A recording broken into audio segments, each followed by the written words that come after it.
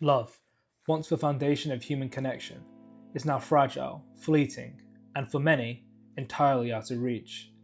Marriage rates are at an all-time low, divorce rates have skyrocketed, people feel lonelier than ever, even in a world where connection is just a click away. What's happened? Why is love, one of the deepest human experiences, crumbling before our eyes? Was it technology? Was it modern culture?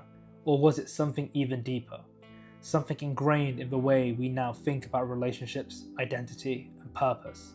To answer this, we need to go back to philosophy, to psychology, to history, to understand how we got here. Because the truth is, the way we view love today, it was never meant to last. Imagine you're at a restaurant, and instead of a menu with a few good options, you're given a book with thousands of possible meals. Would you feel satisfied with your choice? Or would you constantly wonder if you picked the wrong one? This is exactly what is happening with modern relationships. The paradox of choice, Barry Schwartz and modern dating. Psychologist Barry Schwartz, in his book, The Paradox of Choice, explains that the more choices we have, the less satisfied we become with any one option. Too many options create anxiety, self-doubt, and the inability to commit. We assume the perfect choices exist, so we never settle for anything real. Dating apps have weaponized this phenomenon. You're not dating people, you're scrolling through a catalogue of options in search of which is the best one. Nietzsche's warning, the danger of endless searching. Nietzsche wrote about the will to power, the human tendency to always seek more, always wanting to transcend our current state. But in relationships, this leads to dissatisfaction. We assume something better is out there, so we abandon what we have. The results?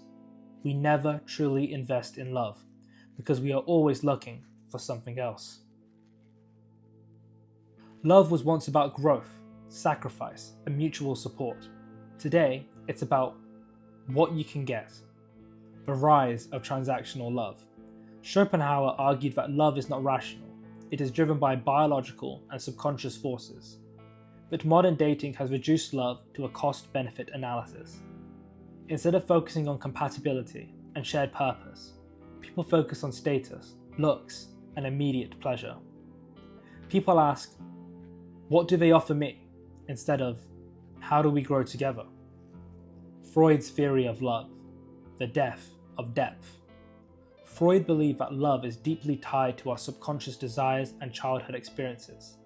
But modern dating culture forces only on surface level traits: status, attractiveness, financial stability. People don't build deep connections anymore because they never go beyond the surface. Relationships used to be about depth, now they're about optimization. We live in a world where individualism is prioritized over community, over connection, over love. Sartre's existentialism and the self-love first movement.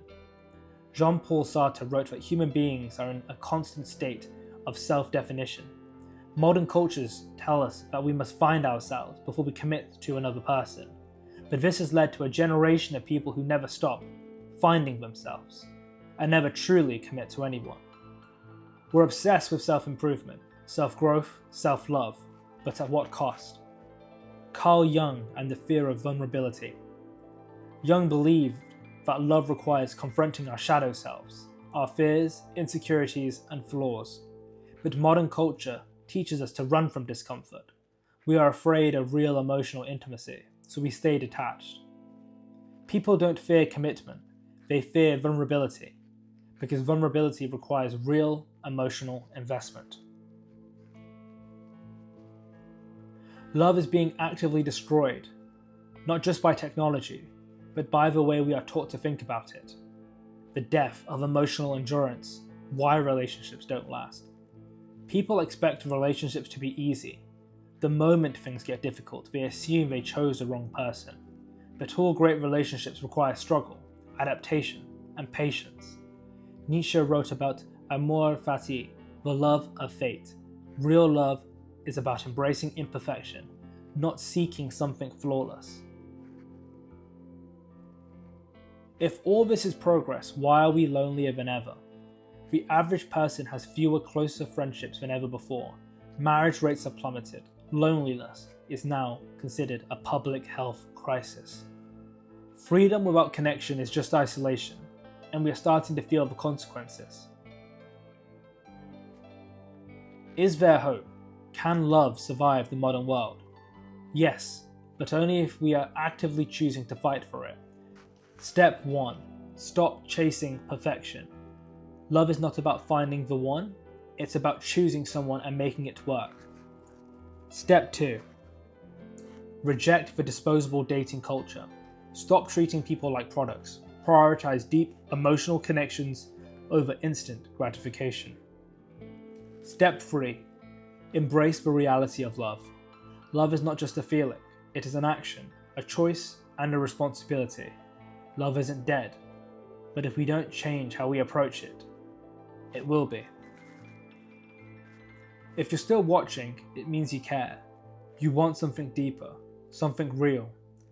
But most people won't change. They'll stay trapped in a cycle of disposable love and empty connections. But you see the truth. You understand what's happening. The only question is, what will you do about it? If you enjoyed this video and would like to watch others like this, please click the link at the end of the video. I hope you guys enjoyed watching. Thank you. Goodbye.